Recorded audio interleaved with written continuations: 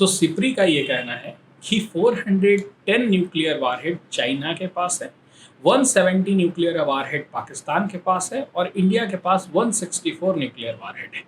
SIPRI क्या है? Stockholm international for piece and research institute है।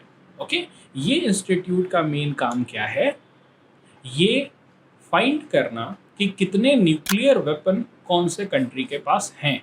ठीक है, तो इसका रिसर्च जो है, इसका जो तुम्हारा एनालिसिस है वो बहुत सटीक रहता है और वो बताता है कि यूएसए के पास कितने न्यूक्लियर वेपन हैं, रशिया के पास कितने न्यूक्लियर वेपन हैं। You can see out here कि रशिया के पास 5889 न्यूक्लियर वेपन है और यूएसए के पास 5244 न्यूक्लियर वेपन है। तुम्हें एक बात समझना पड़ेगा कि ये इतने न्यूक्लियर वेपन हैं कि अर्थ को 10-20 बार खत्म किया जा सकता है। समझ में आ रहा है? क्यों इतने न्यूक्लियर वेपन रखे हैं किसी को भी नहीं पता, लेकिन ये साइकिल होता है। यूरेनियम का डेवलपमेंट, यूरेनियम का एक्सट्रैक्शन, उसका इनरिचमेंट, उसके बाद फिर उसको स्टॉक पाइल करके उसका बॉम्ब बनाना, एक पूरा प्रोसेस है जो over a period of time चलते हुए रहता है और इसी के वजह से इतना न्यूक्लियर वेपन का जखीरा जो है वो इन लोगों के पास है, स्टॉक पाइल करके रखा हुआ है। ओके, देर आर 5 कंट्रीज जिनके पास ये न्यूक्लियर वारहेड है। फॉर एग्जाम्पल, सबसे ज़्यादा तुम्हारा रशिया के पास है, फिर यूएसए के पास है, you can see out here, फिर फ्रांस के पास है, यूके के पास है, इजराइल के पास है, नॉर्थ कोरिया के पास है, यहाँ पर चाइना भी आएगा।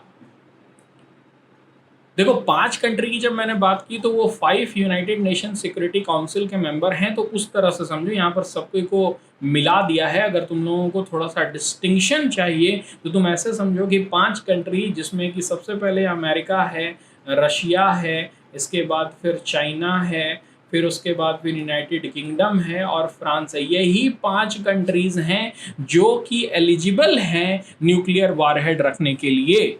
Because non proliferation agreement, NPA की ट्रीटी क्या कहती है कि इन 5 के अलावा कोई और देश जो है वो न्यूक्लियर बॉम्ब नहीं बना सकता है, रख सकता है। अगर ऐसा करेगा तो बहुत सारे ट्रीटी से उसको अलग कर दिया जाएगा। ठीक है, नॉन प्रोलिफरेशन एग्रीमेंट का ये उद्देश्य है कि वो न्यूक्लियर वारहेड का प्रोलिफरेशन को रोकेगा। फॉर एग्जांपल, ये न्यूक्लियर वारहेड कुछ ऐसे कंट्री के पास ना चले जाएं जो विश्व शांति के लिए खतरा हो सकता है, जिसमें सबसे बड़ा नाम आता है किसका? नॉर्थ कोरिया का आता है। ठीक है, सो नॉर्थ कोरिया के पास, you can see out here, 30 nuclear weapon है और इजराइल के पास 90 है। पर इजराइल बोलता नहीं है कि हमारे पास न्यूक्लियर वेपन है, क्योंकि वेस्ट एशिया में उससे क्या हो सकता है, खलबली मच सकती है। ओके, लेकिन है, सबको को पता है। ईरान भी क्या कर रहा है? वर्क कर रहा है। ईरान ने अभी हाल में ही स्टेटमेंट दिया था कि हमारे पास इतना इनरिच्ड न्यूक्लियर हो गया है कि वो न्यूक्लियर वेपन बना सकते हैं। समझ में आ रहा है? ठीक है, तो ये सारे कंट्रीज जो हैं वो एक तरह से न्यूक्लियर प्रोलिफरेशन के जिम्मेदार भी हैं। ओके, क्योंकि तुम्हें पता होना चाहिए कि नॉर्थ कोरिया के पास जो न्यूक्लियर वेपन है उसका जो एग्जिस्टेंस है वो पाकिस्तान के थ्रू जाता है। पाकिस्तान ने न्यूक्लियर वेपन का जो टेक्नोलॉजी है नॉर्थ कोरिया को दिया और पाकिस्तान को जो टेक्नोलॉजी देने वाला था वो चाइना था। चाइना को जो न्यूक्लियर टेक्नोलॉजी में हेल्प करने वाला था वो यूएसए था। समझ में आ रहा है? तो क्योंकि इनके पास न्यूक्लियर टेक्नोलॉजी है, इसीलिए ये सारे कंट्री के पास भी ये न्यूक्लियर टेक्नोलॉजी जा रहा है। ये बात समझ में आती है तुम लोगों को? कोई दिक्कत नहीं है? China continue to rapidly expand its nuclear weapon arsenal as does Pakistan, albeit slowly, but India remained confident of its strategic deterrence capability with induction of the new generation Agni ballistic missile and nuclear capable Rafale fighter jet। कहने का मतलब क्या है? Simple है कि धीरे धीरे China जो है वो इंक्रीज कर रहा है अपना न्यूक्लियर वारहेड को और 2035 तक वो क्या कर लेगा, एक larger number of nuclear warhead to counter the USA वो तैयार कर लेगा। समझ में आ रहा है? जिस तरह से इसका इम्प्रूवमेंट दिखाई दे रहा है वो 2000 तक पहुंच जाएगा, 2023 तक। लेकिन भारत को इसके लिए टेंशन लेने की ज़रूरत नहीं है। इसमें यही लिख रहा है कि भारत बहुत धीरे धीरे बढ़ रहा है, लेकिन भारत का जो मूवमेंट है वो डेटरेंस कैपेबिलिटी, ठीक है, वो तैयार कर रहा है बाय द अग्नि मिसाइल। अग्नि मिसाइल के साथ साथ देखो, अग्नि मिसाइल जो है वो एक तरह का मिसाइल है जो इस तरह के वारहेड को ले जा सकता है और पिन पॉइंटेड वो क्या कर सकता है, डिप्लॉय कर सकता है, वो अटैक कर सकता है किसी भी region in the China. Because now India has the capability to hit any corner of China by the Agni 5 missile. ठीक है, अग्नि 5 का यूज करके भारत चीन के ऊपर न्यूक्लियर वेपन उसके कोई भी कोने में कर सकता है। इवन जो भारत ने अभी रफाइल फाइटर जेट खरीदा है फ्रांस से, उसमें भी इतनी कैपेबिलिटी है कि वो ये मिसाइल को लेकर के जाके, न्यूक्लियर वारहेड को लेकर के जा करके क्या कर सकता है, दूसरे कंट्री में अटैक कर सकता है, पूरे चाइना के कोई भी टेरिटरी में। ठीक है, तो इंडिया ये है, अस्वस्थ है कि उसको कोई दिक्कत नहीं है, इतना जो 410 न्यूक्लियर हेड कर लो या फिर उसको 700 कर लो, उससे कोई मतलब नहीं है। भारत के पास जो 164 है वो इतना कैपेबल है कि पाकिस्तान को और चाइना को पूरी तरह से ख़त्म कर सकता है। समझ में आ रहा है? मैंने बात किया था वही दोनों, टैक्टिकल न्यूक्लियर वेपन और स्ट्रेटेजिकल न्यूक्लियर वेपन। तो उसको समझने के लिए थोड़ा सा तुम्हें क्या करना पड़ेगा, इसको समझना पड़ेगा। ठीक है, बैलिस्टिक मिसाइल काम कैसे करता है। You can see out here, यहाँ पर बैटल फील्ड रेंज BRBM लिखा हुआ है, यानी कि 200 किलोमीटर तक की मारक क्षमता रखता है। ये एक में यहाँ पर लड़ाई चल रही है, ठीक ना, और ये फील्ड जो है वो 200 किलोमीटर का है। जब बैटल फील्ड में हम लोग न्यूक्लियर वारहेड का इस्तेमाल करते हैं तो चाहे तो वो दो चीज हो सकता है, चाहे तो BRBM हो सकता है, बैटल फील्ड रेंज 200 किलोमीटर तक, चाहे टैक्टिकल न्यूक्लियर वेपन टैक जो कि 300 किलोमीटर तक का होता है। समझ में आ रहा है? तो ये बैटल फील्ड के लिए ये दोनों का यूज होता है।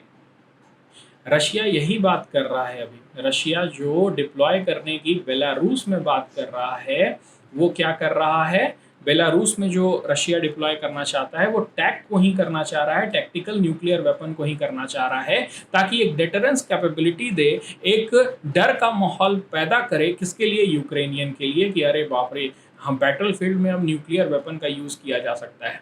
ये बात समझ में आ रही है तुम लोगों को? Very good. शॉर्ट रेंज के भी होते हैं जो 1000 किलोमीटर तक जाता है। अब देखो, यहां से स्टार्ट होता है अग्नि मिसाइल। अग्नि मिसाइल टैक्टिकल भी हो सकता है, अग्नि मिसाइल ICBM भी हो सकता है। समझ में आ रहा है? अग्नि 1 से लेके अग्नि 5 तक अगर तुम चले जाओगे तो तुम्हें 5500 किलोमीटर तक का दायरा जो है वो कवर हो जाएगा ऑफिशियली। अनऑफिशियली 8000 किलोमीटर तक भी मारक क्षमता रखता है। समझ में आ रहा है ये बात? कोई दिक्कत नहीं है। अब अगर उस अग्नि मिसाइल में, अग्नि 1 मिसाइल में अगर हम लोग कम वारहेड डाल रहे हैं तो वो टैक्टिकल बन जा रहा है, क्योंकि टैक्टिकल न्यूक्लियर वेपन ऐसे न्यूक्लियर वेपन होते हैं जो छोटे होते हैं, जिनकी मारक क्षमता जो होती है, जिनका जो तबाही का क्षेत्र होता है वो कम होता है।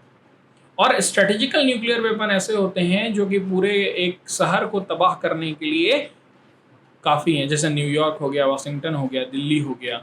समझ में आ रहा है? पूरी तरह से खत्म हो जाएगा। कैसे काम करता है? Missile are self guided munition that travel through the air to outer space to their target. अब इस चीज को समझने के लिए दूसरा डायग्राम देखेंगे कि किस तरह से ये वर्क करता है। You can see out here, यही डायग्राम मुझे तुम्हें दिखाना था। देखो, लॉन्च मैंने किया यहाँ से। अब इसके बहुत सारे स्टेजेस है, first stage, second stage, third stage, ये सारे बूस्टर हैं एक तरह से, समझो तो। ठीक है, इनका काम यही है कि अर्थ के एटमॉस्फेयर से फर्स्ट स्टेज खत्म, वो बाहर आ जाएगा, सेकेंड स्टेज में दूसरा आ जाएगा, थर्ड स्टेज में आ जाएगा, ये सिर्फ ऊपर, ये जो है ना पोस्ट बूस्ट व्हीकल, यही बचेगा। ये तीनों स्टेज का काम इतना है कि उसको इतना थ्रस्ट दे दे कि ग्रेविटी जो है उसको वो पार करते हुए आउटर एटमॉस्फेयर में पहुंच जाए, आउटसाइड अर्थ एटमॉस्फेयर पहुंच जाए, और उसके बाद फिर ये जो है ये क्या करेगा, री एंट्री व्हीकल आ जाएगा, फिर ये सेपरेट होगा और सिर्फ वारहेड जो है, स्प्राउट जो है, वो उस पोजीशन पर जाके क्या करेगा, अटैक कर देगा। सो स्टेजेस में होता है। पहला जो स्टेज, जैसे कि कोई भी रॉकेट लॉन्च भी होता है ना, तो उसमें भी क्या होता है ना, रॉकेट बूस्टर्स लगे हुए होते हैं। बूस्टर पहले हटते हैं, उसके बाद पहला स्टेज हटता है, दूसरा स्टेज हटता है, तीसरा स्टेज हटता है। ओके, उसके बाद फिर ऊपर का जो पोर्शन होता है वो खुलता है, यहाँ से सैटेलाइट बाहर निकलता है और वो फिर ऑर्बिट में क्या होता है, अपना मूवमेंट करने लगता है। समझ में आ रहा है? और ये भी जो तुम्हारे स्टेजेस होते हैं उसमें भी different different type of fuel हो सकते हैं, जैसे सॉलिड फ्यूल हो सकता है, लिक्विड फ्यूल हो सकता है, फिर सॉलिड फ्यूल हो सकता है, फिर लिक्विड फ्यूल हो सकता है। ओके, तो इस तरह के डिफरेंट डिफरेंट पेलोड को ले जाने के लिए डिफरेंट डिफरेंट क्या यूज़ होता है, केमिकल्स यूज़ होते हैं, फ्यूल यूज़ होते हैं। समझ में आ रहा है? बैलिस्टिक मिसाइल आईसीबीएम जो होता है, इंटर कॉन्टिनेंटल बैलिस्टिक मिसाइल, वो क्या करता है, आउटर एटमॉस्फेयर में जाएगा, उसके बाद री इंटर करेगा। ये बात हमेशा ध्यान में रखना। कोई दिक्कत नहीं है, क्वेश्चन इस बार था तुम्हारा अग्नि मिसाइल से भी और ब्रह्मोस मिसाइल से भी। ओके, अग्नि मिसाइल क्या है, बैलिस्टिक है। ब्रह्मोस क्या है, क्रूज मिसाइल है। क्रूज मिसाइल वो होता है जो कि अपना ये जिगजैग मोशन में चल रहा है, उसका ग्राउंड से ज़्यादा नज़दीकी रहती है। ये बहुत ही डिफरेंट है। ये एक पाराबोला को ले रहा है, इसको कहते हैं सब ऑर्बिटल, ठीक है, पाथ ले रहा है, और ये जिगजैग मोशन को क्या कर रहा है, एग्जीक्यूट कर रहा है। It can change its direction whereas इसका फिक्स डायरेक्शन है। ये पैराबोला है, ठीक है। इसका जो गति होता है, गति दोनों का सेम हो सकता है, सबसोनिक सुपरसोनिक हो सकता है। इसका रेंज कम होता है। जहाँ ये 5,500 से 8,000 12,000 तक कोई कोई बना दिया है कि पूरा पृथ्वी का एक चक्कर मार के फिर ऐसे आके गिर जाएगा, इस तरह के भी मिसाइल आ गए हैं। वहीं पर ये क्या है, बहुत ही सटीक है, न्यूक्लियर वारहेड ले जा सकता है क्रूज मिसाइल। ओके, लेकिन इसको पकड़ना बहुत मुश्किल है, because it has the capability to change its direction. समझ में आया? क्रूज मिसाइल क्या होता है, अग्नि बैलिस्टिक का एग्जाम्पल है, क्रूज का एग्जाम्पल ब्रह्मोस है। ओके, समझ में आ गया? ठीक है। तो ये क्यों हम लोग बात किए बैलिस्टिक मिसाइल का, क्योंकि सिप्री का कहना है कि भारत अस्वस्थ है, भारत को कोई चिंता नहीं है, 164 कम है, लेकिन भारत के पास फुल प्रूफ टेक्नोलॉजी है इस 164 न्यूक्लियर वारहेड को अपने गंतव्य स्थल तक पहुंचाने के लिए। समझ में आया? बिना फेलियर का दागेगा, सीधे उड़ेगा।